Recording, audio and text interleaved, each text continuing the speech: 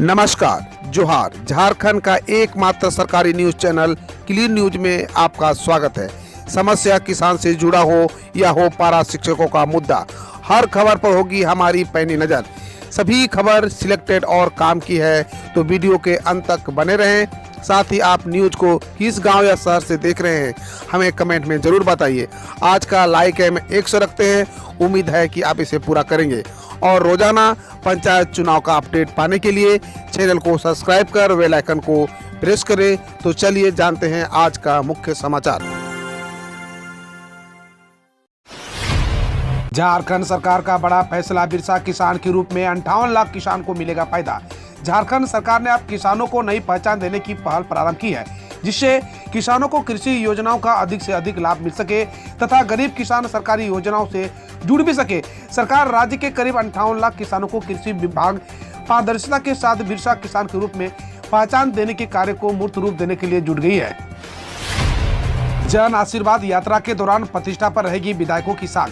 केंद्रीय मंत्री अन्नपूर्णा देवी की जन आशीर्वाद यात्रा 18 अगस्त यानी आज शाम 3:30 बजे से धनबाद में शुरू होगी। वह बागमारा, धनबाद, सिंदरी व टुंडी विधानसभा क्षेत्र से होकर गुजरेंगी। सिंदरी विधायक फिलहाल बीमार चल रहे हैं, ऐसे में दांव पर धनबाद व बागमारा विधायकों की साख ही रहेगी। ढूलू महतो के आयोजनों की रैली देखते हुए उनसे कहीं 19 न पड़े, इसकी तैयारी में भी अभी से धनबाद विधायक की टीम लगी हुई है। बैनर, पोस्टर, स्वागत द्वार का निर्माण शुरू कर दिया गया है। विधायक आवास पर दिन रात महफिल सजी हुई है। झारखंड, बिहार सहित देश के इन राज्यों में अगले 5 दिनों में होगी भारी बारिश। जाने देश का मौसम का हाल। भारत मौसम विज्ञान विभाग के अनुसार अगले 5 दिनों के दौरान पश्चिम बंगाल, उड़ीसा, झारखंड, बिहार, तटीय आंध्र प्रदेश, तेलंगाना, मध्य प्रदेश, छत्तीसगढ़ और विदर्भ में भारी बारिश होने की संभावना है। एक कम दबाव का क्षेत्र दक्षिण ओडिशा, उत्तर आंध्र प्रदेश के तटों से दूर उत्तर पश्चिम और इससे सटे पश्चिम मध्य बंगाल की खाड़ी पर बना हुआ है। अगले 2 दिनों के दौरान उसके पश्चिम उत्तर पश्चिम की ओर बढ़ने की संभावना है। झारखंड की अर्थव्यवस्था को भविष्य के लिए तैयार करेगा just transition. Centre for environment and energy development द्वारा झारखंड में जस्ट ट्रांजिशन पर वेबिनार का आयोजन किया गया है। जीवाश्म ईंधन पर आधारित विकास ढांचे से अलग स्वच्छ ऊर्जा पर आधारित अर्थव्यवस्था की तरफ बदलाव के कारण आने वाले सामाजिक आर्थिक व्यवधानों को बेहतर प्रबंधन और ठोस नीतिगत पहल के लिए इस वेबिनार में चर्चा की गई है। राज्य में कोयला जैसे महत्वपूर्ण संसाधन की समाप्ति के परिदृश्य में जस्ट ट्रांजिशन बेहद जरूरी है, क्योंकि इसका व्यापक उद्देश्य यह है कि जो लोग जीवन यापन के लिए जीवाश्म ईंधन से संचालित अर्थव्यवस्था पर निर्भर हैं, निलंबन मुक्त होंगे। 2 वर्ष से अधिक समय से निलंबित शिक्षक, आदेश जारी। स्कूली शिक्षा एवं साक्षरता विभाग ने 2 वर्ष या उससे अधिक समय से निलंबित शिक्षकों को आवश्यक प्रक्रिया पूरी कर 15 दिनों में निलंबन मुक्त करने का आदेश दिया गया है। साथ ही जिन शिक्षकों के विरुद्ध विभागीय कार्रवाई चल रही है, उनके सामने भी 1 माह के भीतर विभागीय कार्रवाई निष्पादित करने को कहा गया है। आपराधिक मामले या अन्य गंभीर मामले को छोड़कर सभी मामले में यह कार्रवाई की जाएगी। साथ ही निलंबन मुक्त होने वाले शिक्षक स्कूल में पदस्थापित किए जाएंगे। एक तरफ विकास की अपेक्षा का बोझ, दूसरी ओर फंसे कर्ज की जिरह। गरीब, वंचित किसान व महिलाओं को ऋण प्रवाह के जरिए विकास की मुख्यधारा से जोड़ने की कोशिश का बड़ा बोझ बैंकों पर है। बैंक राज्य सरकार की अपेक्षाओं को बोझ तले दबे बैंक कोशिश भी कर रहे हैं, लेकिन बैंकों के फंसे कर्ज भी अपनी जिरह है। एनपीए 9.82% यानी 8,093 करोड़ तक पहुंच जाए तो यह स्वाभाविक भी है। जाहिर है बैंक ऋण प्रवाह को लेकर अतिरिक्त सतर्कता बरत रहे हैं। बैंकों की यह सावधानी झारखंड में ही अर्थव्यवस्था संभालने व स्वरोजगार से लोगों को खुशहाल बनाने की कोशिश को झटका दे रही है। किसान क्रेडिट कार्ड योजना से जुड़े पश्चिम सिंहभूम के 1200 से ज्यादा किसान। राज्य सरकार के निर्देशानुसार पीएम किसान के तहत आच्छादित सभी व्यक्तियों को किसान क्रेडिट कार्ड योजना से आच्छादित करने के प्रयास तहत पश्चिम सिंहभूम जिला उपायुक्त अनन्य मित्तल के निर्देशानुसार सभी प्रखंडों में अवस्थित विभिन्न बैंक शाखाओं में विशेष शिविर का आयोजन किया गया है। इसके तहत कृषकों से प्राप्त आवेदनों में व्याप्त त्रुटियों को दूर कर 1260 लाभुकों को केसीसी योजना से जोड़ा गया। झारखंड में भोजपुरी, मगही, अंगिका, मैथिली पर बरपा है राजनीतिक हंगामा। जानिए क्यों हो रहा है विरोध। झारखंड सरकार की नई नियुक्ति नियमावली को लेकर विरोधाभास है। सत्तारूढ़ दल जहां इसे ऐतिहासिक कदम बता रहे हैं, वहीं इन्हीं दलों के नेता यह मांग भी उठा रहे हैं कि जिन जिलों में बड़ी तादाद में भोजपुरी, मगही, अंगिका और मैथिली का प्रचलन है, वहां स्थानीय भाषाओं में भी इसे शुमार करना चाहिए। राज्य सरकार के मंत्री मिथिलेश ठाकुर भी इसे लेकर मुख्यमंत्री को पत्र लिख चुके हैं। कांग्रेस के कुछ विधायक भी इसके पक्ष में खुलकर सामने आए हैं। सीएम हेमंत सोरेन के काफिले पर हमले के आरोपी भैरव सिंह पर निगम ने ठोका 10 लाख का जुर्माना। जानिए क्या है पुराना मामला। झारखंड के मुख्यमंत्री हेमंत सोरेन के काफिले पर हुए हमले के मामले में साजिशकर्ता के आरोप में जेल भेजे गए भैरव सिंह पर राजधानी में अवैध रूप से अपने स्वागत के बैनर व पोस्टर लगवाने का आरोप है। इसे लेकर रांची नगर निगम ने भैरव सिंह पर 10 लाख रुपए का जुर्माना ठोका है। इस संबंध में निगम के उप नगर आयुक्त ने भैरव सिंह को नोटिस भी भेजा है। साहेबगंज के नए इलाके में घुसा बाढ़ का पानी, मुख्यमंत्री करेंगे हवाई सर्वेक्षण। विधायक ने सरकार पर बोला हमला। झारखंड के साहेबगंज जिले में गंगा उफान पर है। बाढ़ से लोग परेशान है। कई नए इलाकों में बाढ़ का पानी घुस गया है। राजमहल के विधायक आनंद ओझा ने झारखंड सरकार पर बाढ़ प्रभावितों की उपेक्षा का आरोप लगाया है। इस बीच मुख्यमंत्री हेमंत सोरेन भी बाढ़ को लेकर सक्रिय हो गए हैं। वे साहेबगंज के बरहेट विधानसभा क्षेत्र से विधायक हैं। यह इलाका भी बाढ़ प्रभावित है। मुख्यमंत्री हेमंत सोरेन 18 अगस्त को जिले के बाढ़ग्रस्त क्षेत्रों का हवाई सर्वेक्षण करेंगे। वे दोपहर में हेलीकॉप्टर से पहुंचेंगे। झारखंड सरकार गिराने की साजिश, आरोपियों को जमानत याचिका पर 24 अगस्त को होगी सुनवाई।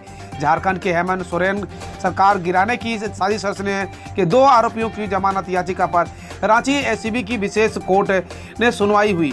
सुनवाई के दौरान आईओ ने नोट टाइम पिटीशन दायर की और कोर्ट से आग्रह किया कि केस डायरी जमा करने के लिए थोड़ा और समय दिया जाए। आईओ ने कोर्ट को बताया कि पिछले दिनों लॉ एंड ऑर्डर कार्य से व्यस्त रहने के कारण केस डायरी दाखिल करने में असमर्थ है। अदालत ने आईओ के आग्रह को स्वीकार कर लिया और केस डायरी दाखिल करने के लिए 24 अगस्त की तिथि निर्धारित की है। 20 अगस्त को सोनिया गांधी ने बुलाई विपक्ष की बैठक। हेमंत सोरेन को भी दिया न्योता।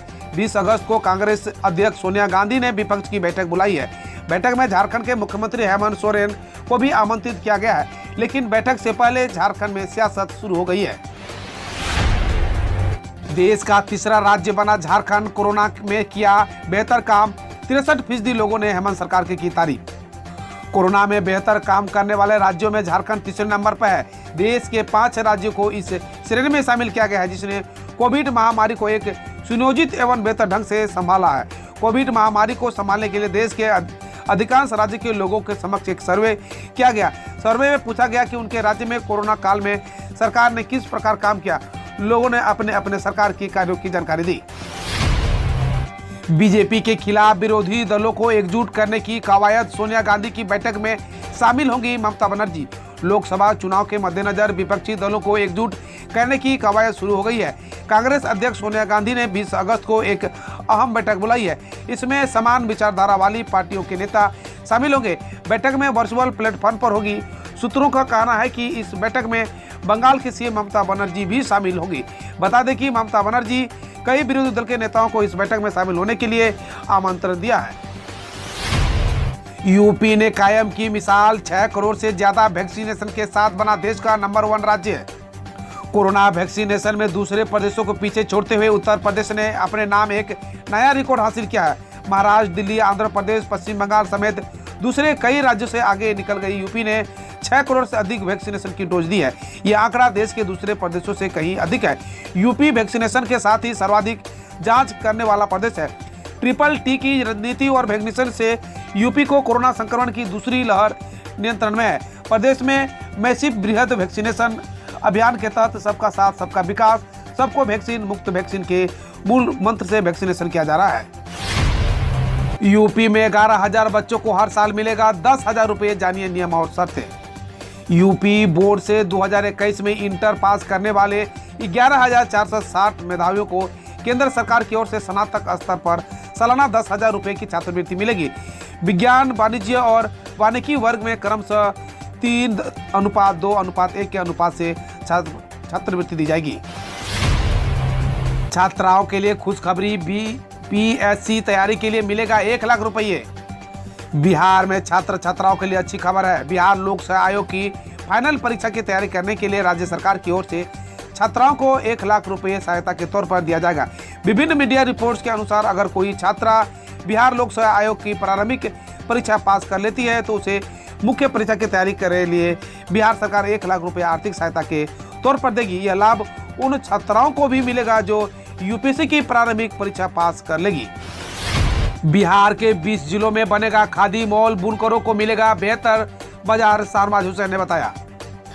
बिहार राज्य खादी ग्रामोद्योग बोर्ड के अंतर्गत बिहार की महिलाओं को सिलाई कटाई का प्रशिक्षण की शुरुआत की गई है। पूरे बिहार में 43 केंद्रों पर 1 से 3 महीने का सिलाई कटाई के साथ साथ अन्य प्रशिक्षण कार्यक्रम चलाया जाना है। इसी क्रम में मंगलवार को बिहार सरकार के उद्योग मंत्री सैयद शाहनवाज हुसैन ने पटना खादी मॉल में शुरू प्रशिक्षण शिविर का उद्घाटन किया। इस दौरान उद्योग मंत्री ने कहा कि बिहार के बुनकरों और खादी से जुड़े लोगों को बेहतर मार्केट देना जा रही है। राज्य में कई जगहों पर खादी मॉल आने समय में बनाया जाएगा। बिहार सरकार के कर्मचारियों के लिए गुड न्यूज, सीएम नीतीश के इस ऐलान से अच्छी खासी बढ़ जाएगी सैलरी। बिहार सरकार के कर्मचारियों को सीएम नीतीश कुमार ने स्वतंत्रता दिवस में बड़ी सौगात दी है।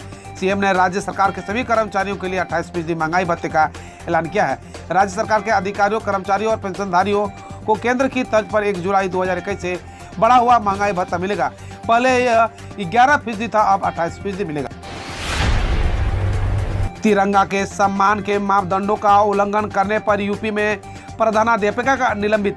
उत्तर प्रदेश के बलिया जिले में राष्ट्रीय ध्वज के सम्मान के लिए निर्धारित मापदंडों का उल्लंघन करने के मामले में एक प्राथमिक स्कूल के प्रधानाध्यापिका बिंदु गौड़ को निलंबित कर दिया गया है।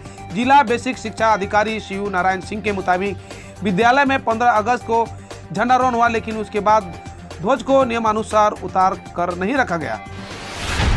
जिला पंचायत की बोर्ड बैठक में अलीगढ़ का नाम बदलकर हरिगढ़ करने का प्रस्ताव हुआ पास। अलीगढ़ में जिला पंचायत की बोर्ड बैठक में जिले का नाम हरिगढ़ करने का प्रस्ताव पास हुआ है। जिला पंचायत के अपर मुख्य अधिकारी मनोज शर्मा ने कहा, ब्लॉक प्रमुख को प्रस्ताव दिया था, इनकी मांग पंचायती राज विभाग को भेजेंगे। बकौल शर्मा धनीपुर एयरपोर्ट का नाम पूर्व मुख्यमंत्री कल्याण सिंह नाम पर रखने का प्रस्ताव भी मिला है। 86 साल के पूर्व सीएम फिर से देंगे 10वीं की परीक्षा, बोर्ड ने मंजूर की मांग। हरियाणा के पूर्व मुख्यमंत्री ओम प्रकाश चौटाला बुधवार को फिर से बोर्ड परीक्षा देंगे। 86 साल के ओपी चौटाला आज 10वीं की अंग्रेजी विषय पर पेपर देंगे। उन्होंने इसके लिए राइटर की मांग की थी, जिसे बोर्ड परीक्षा ने मंजूर कर दिया है। बता दें कि चौटाला 5 अगस्त को शिक्षा बोर्ड द्वारा जारी 12वीं की ओपन परीक्षा में पास हुए थे, लेकिन 10वीं की अंग्रेजी की परीक्षा न देने पर बोर्ड ने उनका रिजल्ट रोक दिया था। 2022 मैट्रिक इंटर परीक्षा की तैयारी, सिलेबस में 25% की होगी कटौती। झारखंड में कोरोना संक्रमण के चलते 2022 में होने वाली मैट्रिक इंटर परीक्षा के लिए तैयारी शुरू कर दी गई है। राज्य परियोजना निदेशक शैलेश कुमार चौरसिया ने बताया कि विभाग 25% सिलेबस में कटौती करने की तैयारी में है। बताया गया कि राज्य शिक्षा परियोजना परिषद की तरफ से अगस्त में ही सिलेबस कटौती नया सिलेबस जारी कर दिया जाएगा, ताकि छात्रों को 2022 में परीक्षा की तैयारी में परेशानी न हो। अफगानिस्तान मुद्दे पर बातचीत के लिए पीएम मोदी ने बुलाई हाई लेवल बैठक। अफगानिस्तान में जारी घटनाक्रम के बीच भारत के प्रधानमंत्री नरेंद्र मोदी ने कैबिनेट समिति की हाई लेवल बैठक बुलाई है। बैठक में गृह मंत्री अमित कुमार शाह, रक्षा मंत्री राजनाथ सिंह, वित्त मंत्री निर्मला सीतारमण और राष्ट्रीय सुरक्षा सलाहकार अजीत डोभाल मौजूद है। इन बैठक में अफगानिस्तान से भारतीयों को कैसे निकाले, इस पर चर्चा हो सकती है। गोपालगंज में भूमिहीनों के नाम पर बड़ा घोटाला, पैक्स ने खरीदा कई क्विंटल अनाज, खाते से निकाले लाखों रुपये। बिहार के गोपालगंज में पैक्स और व्यापार मंडल की मिली भगत से बड़ी रकम का घोटाला करने का मामला प्रकाश में आया है। मामला जिले के कटैया प्रखंड के बेली खास पैक्स और व्यापार मंडल से जुड़ा है, जहां बड़े पैमाने पर धान और गेहूं खरीद में अनियमितता बरती गई है। यहां पर वैसे ग्रामीणों के नाम पर धान खरीद की गई है जिनके पास न तो जमीन है और न ही रहने के लिए पक्का मकान। ऐसे लोगों के नाम पर पैक्स प्रबंधन के द्वारा हजारों क्विंटल धान की खरीद की गई है और लाखों रुपए का उठाव भी कर लिया गया है। हम रोज ऐसे ही न्यूज लाते रहेंगे, तो यदि आपने अभी तक क्लीन न्यूज को सब्सक्राइब नहीं किया है तो पहले फटाफट सब्सक्राइब कर लें, साथ ही बेल आइकन को दबा दें ताकि कोई अपडेट मिस ना हो।